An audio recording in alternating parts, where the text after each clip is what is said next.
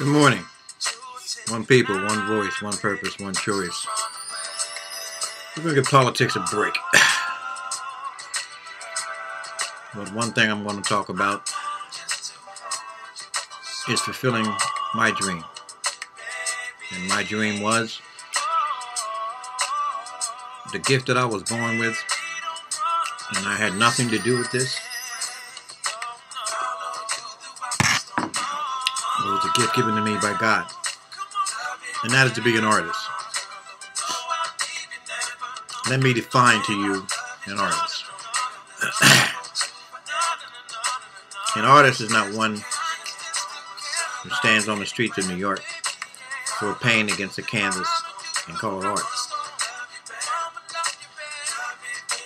An artist is not somebody you're going to sit into an academic atmosphere or classroom and teach them to be an artist. Any person that has to do with the arts will support what I'm saying. Unless you were born with that innate ability to be a performer, an artist, it's not going to happen. And I don't care how many digital prompts that you can come up with to make you sound better, create better, whatever the case may be. You're still not an artist. You're still not an artist. You're a mockery. You mimic those who are artists, true artists. Because a true artist has limitless creativity, limitless imagination. And it goes on every day that you live. Just as much as your heartbeat and the blood flows from your veins, so does your imagination, your creativity. It doesn't stop. Times in my life, I can be walking down the street, on the subway, in a car, sitting on a park bench, and floods of ideas come into my mind, so quick that I cannot grasp it all. Many times I carry a pad with me, and I write things down to try to keep up with it. And unfortunately, late at night is when I do my best work. I think the busyness of the day tends to take away from your creativity. In some retrospect, mind you. When everyone is asleep and it's calm and it's peaceful, it's only you and your thought process. And trust me, I come up with some beautiful artwork during this time, the wee hours of the morning.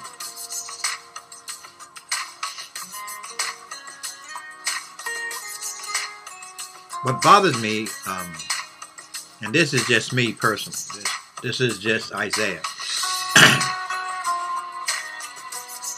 is that we think a program, a digital instrument, solidifies art. It doesn't. Sure, we can mimic chords. Sure, we can mimic our ideas on a cold piece of digital machinery. But it doesn't hold the passion when a person actually picks up a pen or a pencil and write it themselves. It doesn't hold the true integrity of the pureness of art, the pureness of music. If you had digital rendering, I mean, don't get me wrong. There's some beautiful digital work out there. I'm not saying that it's not an art form, but it's not true art.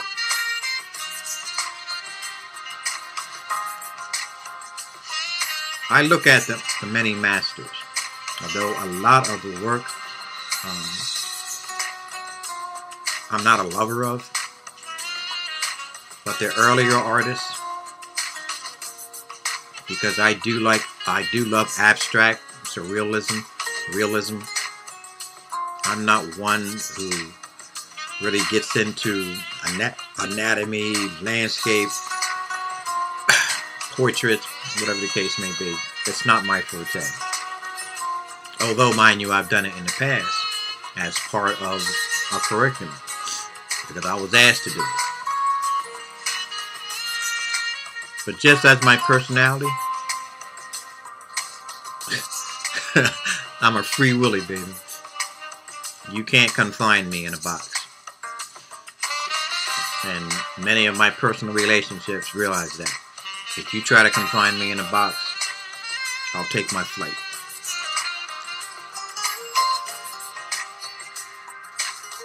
I'm in Full Sail University, which is one of the best art schools out there for gaming. What I feel. I attended other schools, just like Pittsburgh's art school,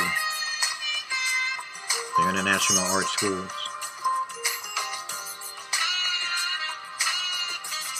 There's two types of people in the world. People who love what they do, and people who just do it for a paycheck. And this was my experience with online schooling. Although personally I feel online schooling is going to be the wave of the future, especially with all this rampage of killing going on in public and private schools. I love what I do. And I don't care who likes it, hates it, or indifferent about it. I love what I do. I love playing video games. As much as some people frown on that because I'm 62 years old. Hey, that's you. That's your world. This is mine. It's like many times I tell people, I really could care less what people think about me. And that's not being arrogant. It's just, I don't. Because unless somehow you are affecting me personally, or my surroundings, or my children, or my immediate family, why should I care about what you think? Because unless and somehow you're going to improve my life, then I'd care.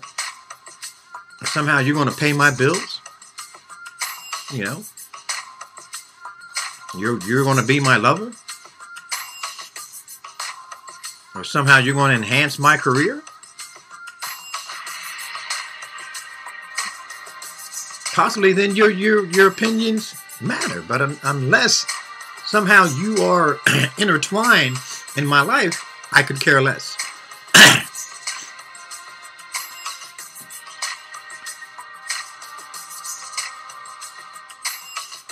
And as jaded that may sound, it's true.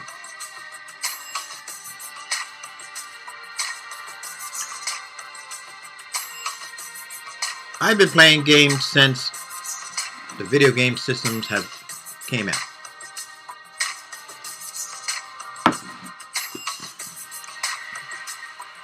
From Pong,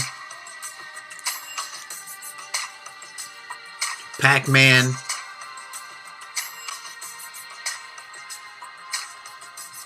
to Black, which I love and always will love. It was a crazy game. It was there. St. Rose, when St. Rose first came out.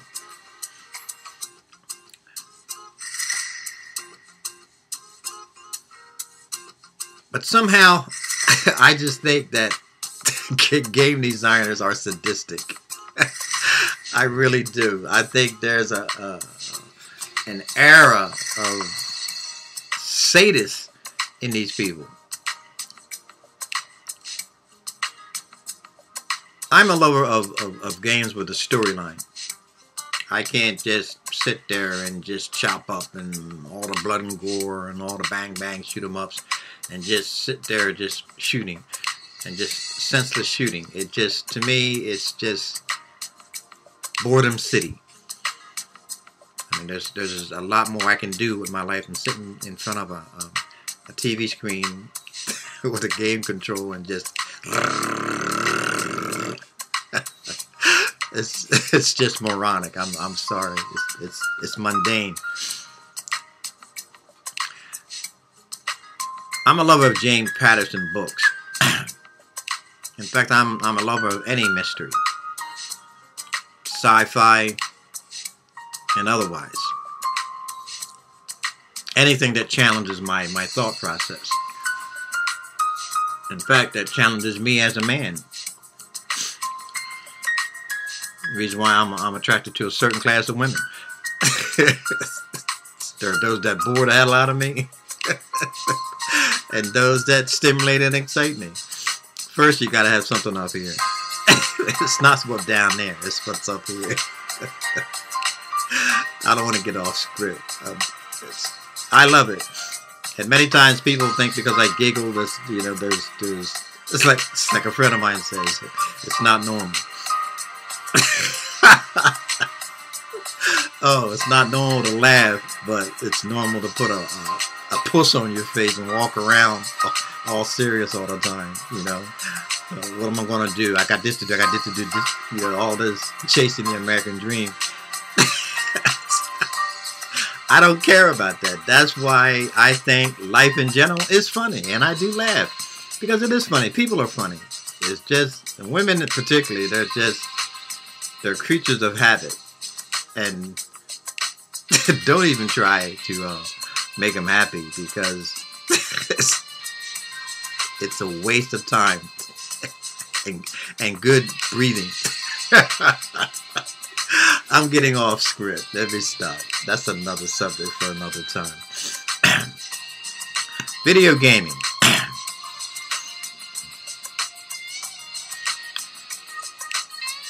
It's like reading a book. And I'm a lover of reading books too. Especially a good book. Anything that entices, grabs you, pulls your heartstrings, grabs your emotions, is a good book. Why I'm not a lover of the casual games. And to me, it's just moronic. It is. There's some good casual games out there who have a good thought process, but most of it is just something just to pass your time away if you're having a trip with the family or whatever the case may be. Me personally, I'm not going to play a game on my phone. Neither am I going to buy some gadgetry just to play casual games on. I'll play online games because the screen is big enough as far as my laptop is concerned.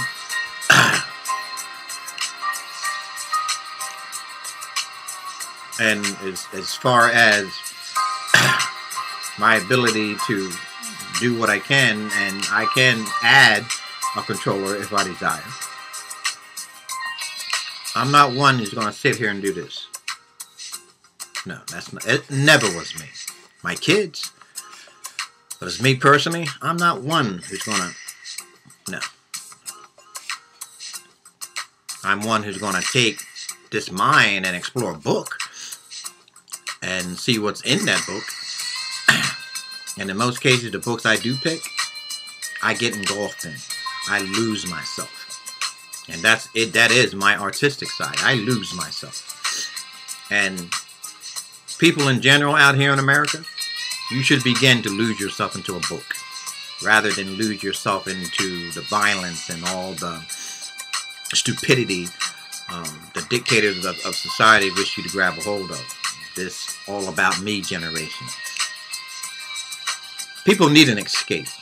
And I think much of what goes on in this world and the problems we have in this world is because people don't escape. Especially in the inner cities.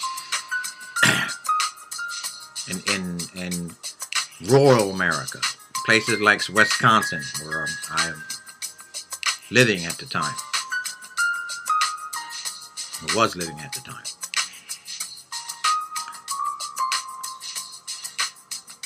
If you're bored, your mind begins to wander. And there's an old cliche.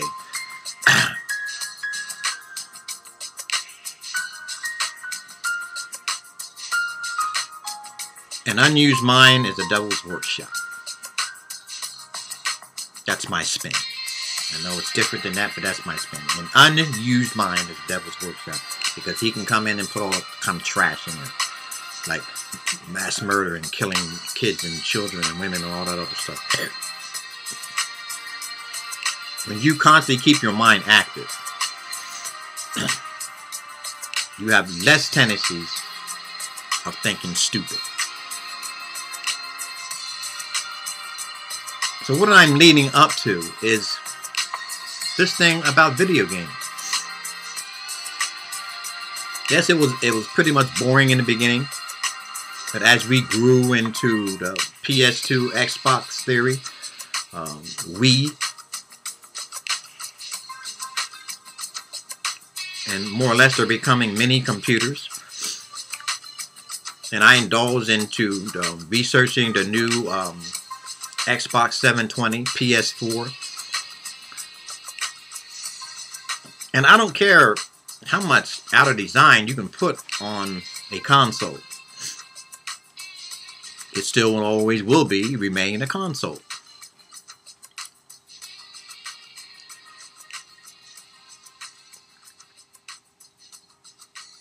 The responsibility, however, falls upon game designers, game developers, programmers, producers, investors.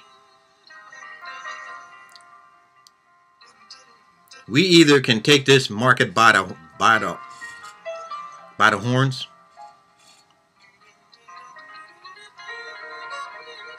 and bring to our audience and to the world something they'll never forget.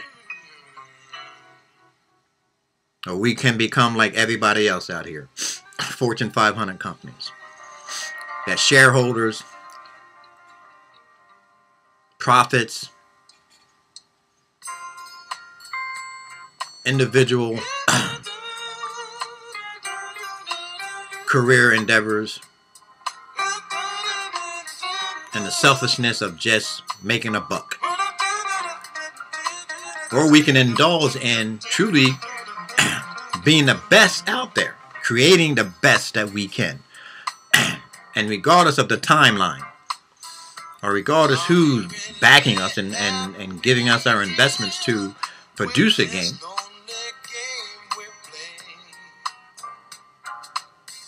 not producing garbage, but something that's going to truly entertain. And here's a strong point I'm going to emphasize on, and that is AI.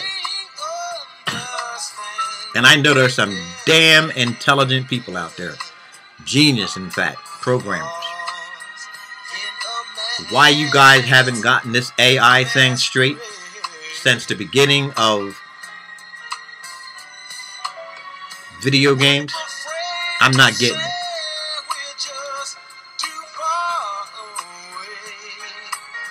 Because of all the years that video games have been out there, somebody with some above intellectual ability should by now captured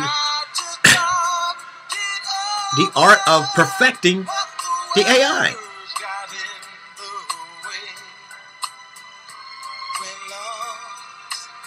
Or massive glitches in a game. And that just totally blows me away. That you can sit and play a game and all of a sudden out of the blue, a car is just randomly spinning in the air. Or like with PS2. It's like you fall through a void. And you're just randomly spinning in space. What the hell is that? Tell me.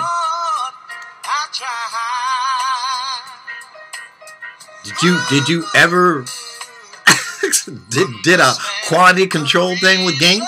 Have you played it all the way through to see that, you know, none of these glitches and stupid crap happens? Or somehow you get like stuck into a wall.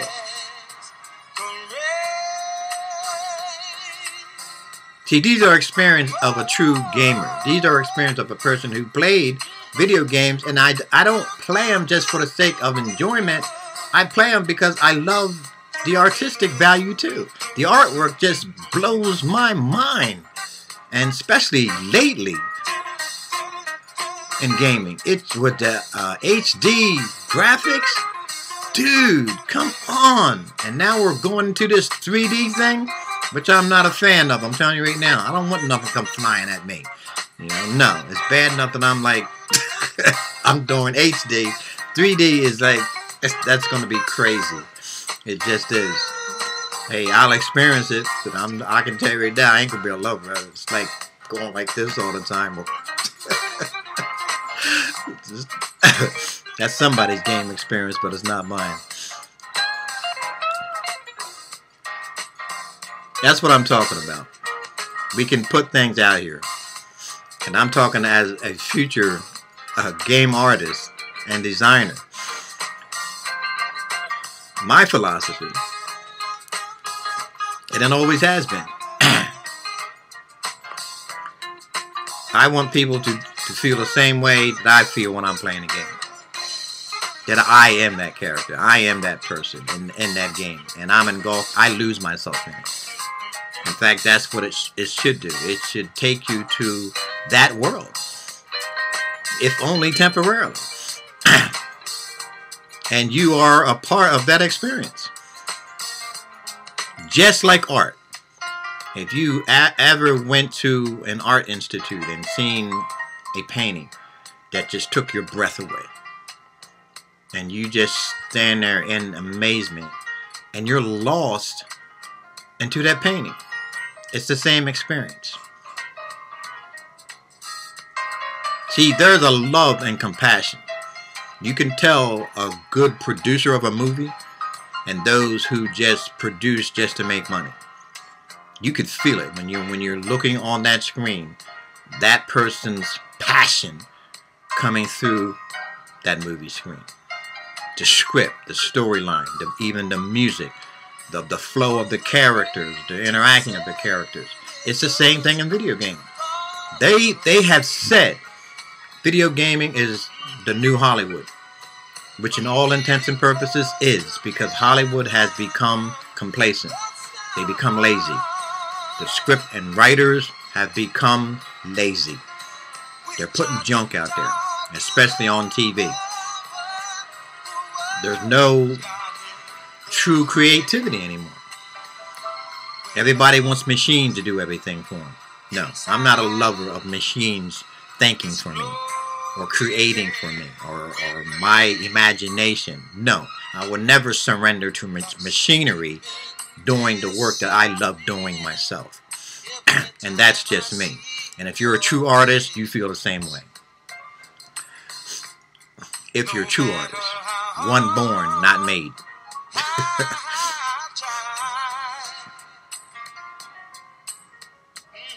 We get into your war games. Or any combative game. Why is it always you gotta fight these synonymous odds of enemies?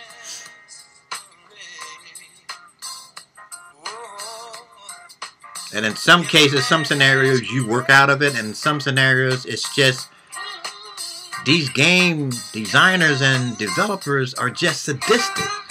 They just keep throwing barrages of enemies at you. And somehow your character is just, they're focusing on you. They're not focusing on anybody else. It's just you. And especially these single player co-ops. I'm not talking about multiplayers. I'm talking about single player co-ops. And they don't worry about the people around you. They're just concentrating on you. Which to me is totally stupid and idiotic. And that's the point where I tell you it's not real. It doesn't make you a realistic experience. Seal, Mike McDonald, and your enemies constantly having unlimited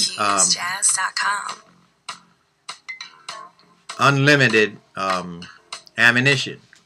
And you yourself, I'm going to introduce my daughter. Come on. She don't want to come. So. Oh, she's eating. After she gets done eating, I'll introduce you my daughter. one of my children, my youngest. And they don't understand that. This is Adriana. Say hi, Adriana. Hello. This is my baby. So when you develop a game,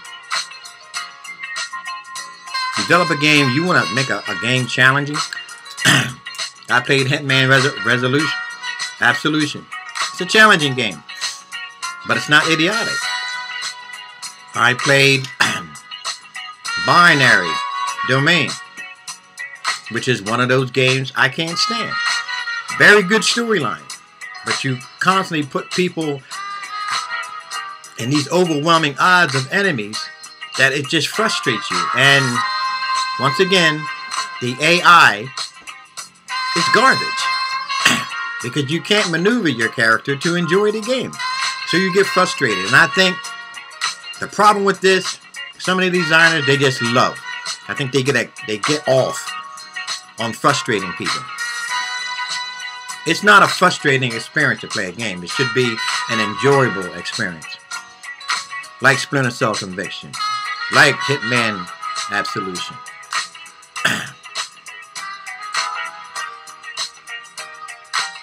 Like a lot of games out there that challenge you, but you're not overwhelmed by enemies that are 100 times your size. And you got to do these crazy things to kill them. I mean, if that's good for somebody, you know, that's, hey, I don't need my blood pressure going up. I just don't. I don't need my blood pressure just like taking nosedives and speaking all back. You know, understand, developers, writers, understand this. If you read a good book, yeah, there are peaks. Don't get me wrong. There are things that just are right there, and your emotions are right there. You know? But they slowly drop you. You're not like, boom. And it's the same thing in gaming. Yeah, send enemies at me. I don't care. Send hundreds of thousands. But at least give me 500,000 to help me along. Because it's so stupid and idiotic that you're going to keep on throwing enemies out there. And they always have unlimited ammo. But you got to look for yours. What is it with that? I want to understand that. And PS2 and Xbox, the older games, were synonymous of this. And it was just stupid. And the only good thing about it, back then you created cheats. And I'm glad you did, because I used the hell out of them. Because you ain't going to frustrate me. I am that person that I look for cheats, and guess what? Unlimited health, unlimited ammo, so I can be equal to my enemies. You feel me? You designers, writers out there, and I don't care what gaming company you work for, that's what it's about. You don't need to frustrate people to give them enjoyment. If there's some insecurity in your life, if this makes you like superior, deal with that. Here's my baby, and here's my new little dog. I like the other one better. So, let's think about something. Because this is what I'm going to concentrate on when I'm in school. I'm going to concentrate on a strong, intensive storyline, plot. I'm going to concentrate on mastering the AI. And I damn sure are going to concentrate on eliminating the glitches and the fall through in games that you're just randomly just spinning around. Nothing. You gotta have to turn your game off just to get the game back to where you can't even. Like you're in limbo. You can't do anything. You gotta turn the game and start the game over again. We're better than that. We're smarter than that. Game designers, game developers, game producers. And it may sound that I'm negative. I'm not negative. Because there's a lot of good things out there. There's a lot of good games out there. Wonderful games. Mind-blowing. But it's like I said, it's always not about the buck. But giving our audience, giving our customers the best quality product we can. The reason why Japan and China is kicking our butt right now as far as manufacturing and productivity and goods is because these people are diving right in and putting together good quality merchandise. For instance, Hyundai. Hyundai was garbage years ago. Hyundai now is up like $40,000, $50,000, $60,000 for a Hyundai. Why? Because they changed the philosophy. Same thing we have to do in the gaming industry. Change our philosophy. It's not always about a fast buck. Call of Duty, the guys behind Call of Duty. A successful theory that made these guys multi-billions of dollars. Because it was a good thought process. And why? Because if you played the first game and look at the games now, there was an evolvement. And that's what we have to concentrate on. We have to concentrate on evolving. Not staying in a same position. Is what they did with Lara Croft. But if you look at Lara Croft now, it's different. That TNA only works so far. This sex thing only gonna work so far. Sooner or later, you're gonna have to use this. Because cheap thrills only go so far. And that's with anything. Somehow you're going to have to do your research. You're going to have to do your work. You're going to have to stay up those extra hours putting that game together. And it's not always about the quick fix. Quality. If there's anybody out there, there's any artist out there, any game artist, any game designer, any programmer, any investor or producer who understands what I'm saying, let me know. Passion, baby. Passion. It always works. And it always gives you success. Because people feel your passion. My best work, and I've sold some art, when a person looked at it, you know what they felt? They looked at the picture, don't get me wrong. But what made them buy that particular picture? Because they felt my passion. They felt my love for art. And it's the same way why I'm in school for game design. My love for art. I don't care about the digital crap that's out there. I'm into the artistic value. I play a game, I look at the environment. I actually look how the characters are dressed. I look at the colors. I look at the hair. I look at when their hair gets wet when it's raining. And those in games where it rains and people don't get wet, that's what I'm talking about. It doesn't make sense. If it's raining, your hair is going to get wet. If it rains, your clothes are going to change colors because they're no longer out in the sun. They're getting wet. Hitman Absolution did a good thing as far as that's concerned. When he took the little girl to the convent, and they were sitting in the rain, their clothes changed. I pick up on that stuff, and you don't think the gamers are going to pick up on it? Sure they are.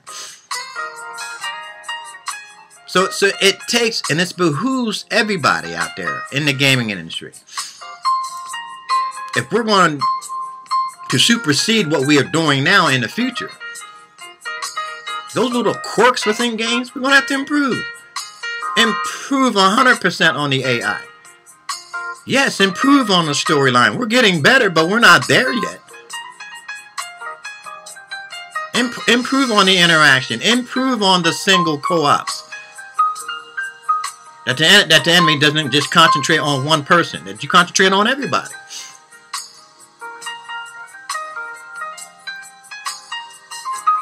And that we do in games, make it real.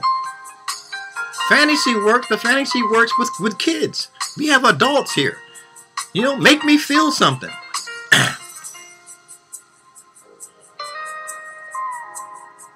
And some of these cutscenes, they're heartfelt. Don't get me wrong. But also let me feel that within the game too when I'm playing. You understand what I'm saying? You're feeling me now, huh? Oh, this is going on 35 minutes. I love what I do. I love being in school. I love challenging my mind. I love challenging and being challenged. And I want to challenge you. Game artists, game designers, game developers, producers, investors, programmers. Challenge yourself to do the best that you can do.